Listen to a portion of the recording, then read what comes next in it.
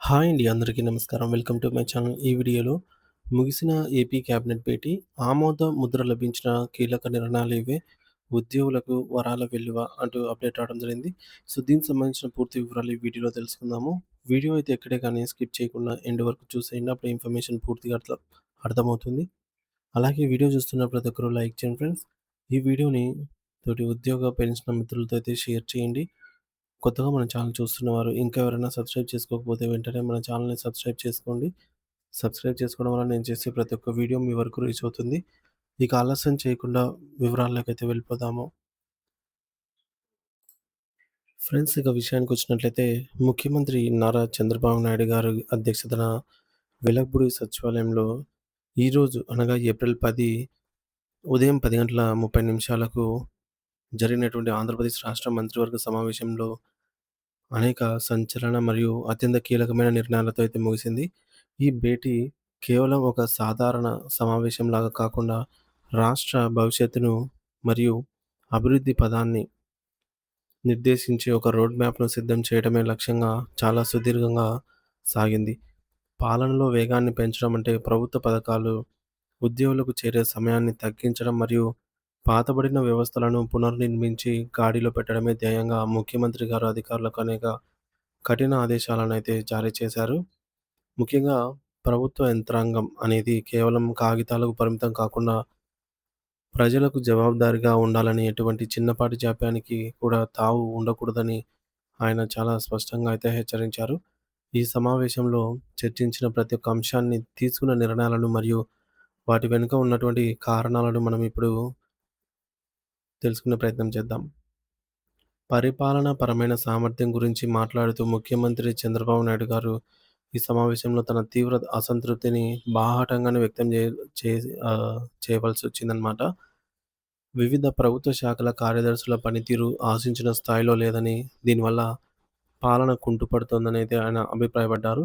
ముఖ్యంగా సెక్రటేరియట్ స్థాయిలో ఫైళ్ల క్లియరెన్స్‌లో జరుగుతున్న అనవసరపు ఆలస్యం వల్ల క్షేత్రస్థాయిలో ప్రజలకు అందవలసిన ప్రభుత్వ ప్రయోజనాలు మరియు సంక్షేమ పథకాలు సకాలంలో అందటం లేదని, ఇది అడ్డంకిగా మారిందని ఆయన మండిపడ్డారు. ప్రభుత్వ వ్యవస్థలనేవి ఎప్పుడూ కూడా ప్రజలకు సేవ చేయడానికి, వారి రోజువారీ పనులను సులభతరం చేయడానికి మాత్రమే ఉండాలి తప్ప, పద్ధతుల పేరుతో పనులను మరింత క్లిష్టతరం చేస్తూ, ప్రజలను కార్యాలయాల చుట్టూ తిప్పుతూ ఇబ్బంది పెట్టకూడదని అధికారులు గట్టిగా హెచ్చరికలు జారీ చేశారు.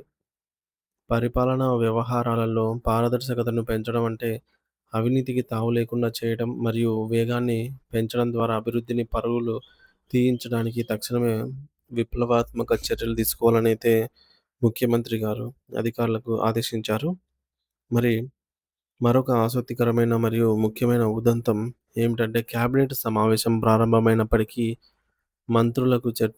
మంత్రులకు చర్చించాల్సిన అంశాల అజెండా కాపీలు అందలేదు. దీనిపై మంత్రి నాదెండ్ల మనోహర్ గారు తన అభ్యంతరాన్ని వ్యక్తం చేశారు. కేబినెట్ భేటీలో చర్చకు వచ్చే కీలక అంశాలపై మంత్రులకు ముందుగానే పూర్తి అవగాహన ఉండాలని, అప్పుడే ఆయా శాఖల పరంగా వారు లోతైన అధ్యయనం చేసి సరైన సలహాలు, సూచనలు మరియు మార్పులను ప్రతిపాదించగలరని ఆయన వివరించారు. మరి దీనిపై వెంటనే స్పందించిన ముఖ్యమంత్రి గారు, సెక్రటేరియట్ స్థాయిలో సమన్వయం లోపం స్పష్టంగా కనిపిస్తోందని గుర్తించారు. ఇలాంటి లోపాలు మళ్ళీ పునరావృతం కాకుండా వ్యవస్థలు తక్షణమే సరిచేయాలని, ప్రతి పనికి ఒక నిర్ణీత సమయ పాలన విధిస్తూ పనులన్నీ సజావుగా మరియు పద్ధతి ప్రకారంగా సాగేలాగా పర్యవేక్షించాలని ప్రధాన కార్యదర్శిని మరియు ఇతర అధికారులను ఆదేశించారు. ఇక రాష్ట్ర రాజధాని విషయంలో గత కొన్నేళ్లుగా నెలకొన్న సందిగ్ధతను మరియు గందరగోళాన్ని పూర్తిగా తొలగిస్తూ అమరావతిని ఆంధ్రప్రదేశ్ ఏకైక రాజధానిగా ఖరారు చేస్తూ ఈ మేరకు మంత్రివర్గం ఒక చారిత్రాత్మక తీర్మానాన్ని ఆమోదించింది. ఈ నిర్ణయం ద్వారా పెట్టుబడిదారులలో మరియు ప్రజలలో ఒక స్పష్టమైన భరోసా కలుగుతోంది. కేంద్ర ప్రభుత్వ సూచనలను మరియు గతంలో జరిగిన ఒప్పందాలను పరిగణలోకి తీసుకుంటూ రాష్ట్ర అభివృద్ధికి అమరావతి కేంద్ర బిందువు కావాలని ప్రభుత్వం నిర్ణయించింది.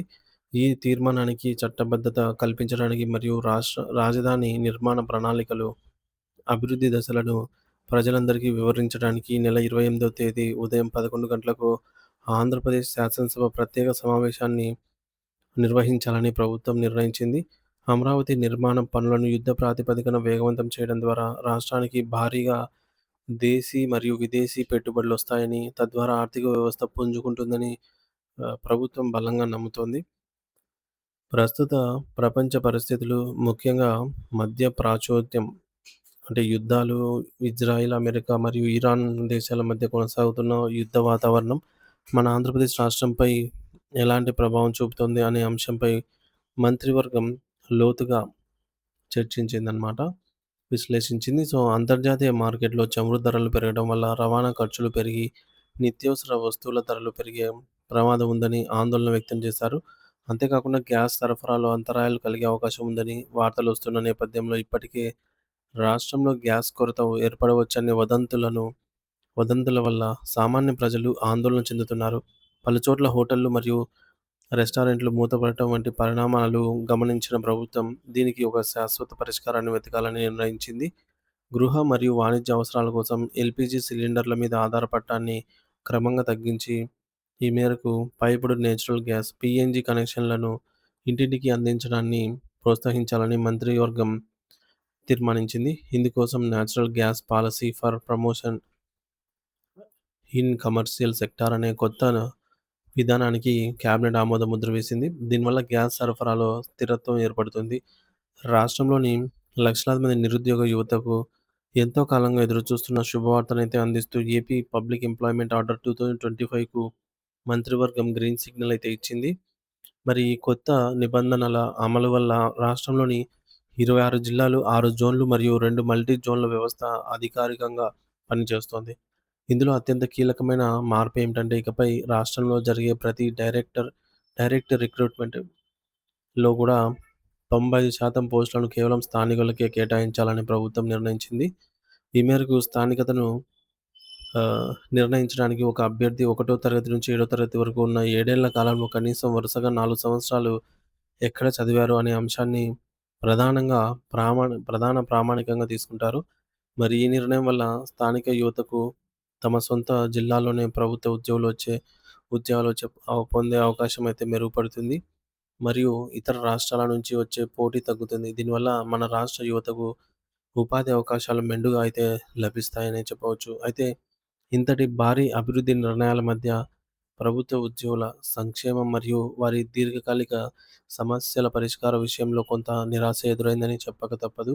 గత ప్రభుత్వం 2019 జూలై నుంచి ప్రకటించిన 27% డీఏ బకాయిలు మరియు ప్రస్తుత పెండింగ్‌లో ఉన్నటువంటి ఇతర కరువు భత్యాల విడుదలపై ఈ సమావేశంలో ఎటువంటి సానుకూలమైన లేదా అధికారిక ప్రకటన వెలువడలేదు.